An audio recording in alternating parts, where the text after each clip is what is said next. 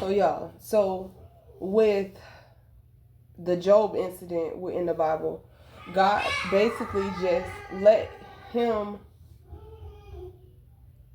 because you got to also think God has a side of him that he kills. He's not always love and light. If he need to get down and dirty, he will.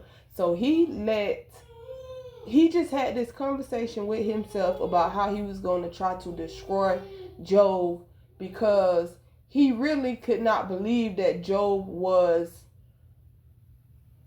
what he portrayed to be. And I know God know our heart, but a lot of times you have to work with the spirit first before that spirit will put things into your hand. It has to be able to trust you, just like people.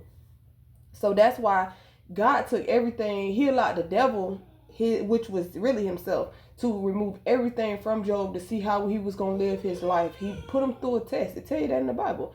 And then when he passed it, he blessed him with 10 times the amount of things that he had before he took everything. So that's what I'm saying.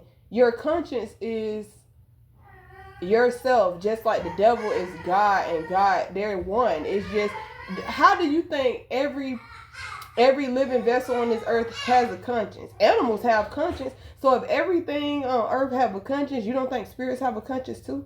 That's why when you're awakening, you hear more than one voice.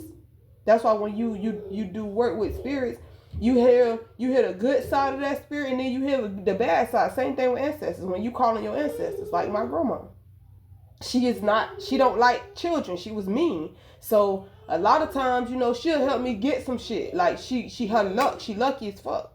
I know this just by working with my grandma from the other side, that she's gone. Not from when she was living. I was too young and naive to really understand and have types of conversations that I would have. Now with my grandma would be to a whole nother level. Only me and her be right here, but we still have them conversations just in the spiritual realm.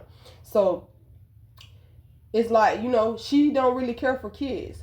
So that is a negative. That's the bad side about it. But the luck that she provides, the things that she can provide me with, are always they're good. So a lot of times when I'm dealing with that ancestor, I don't want to be around. I don't want to go and chill with the children out the door, because she gets agitated. The noise be loud. She just want quiet time to do whatever it is she got to do so she could think. So, when that spirit get on you, when you dealing with your ancestors, that's why it's important to get to know them, because you have to know how they think, because they will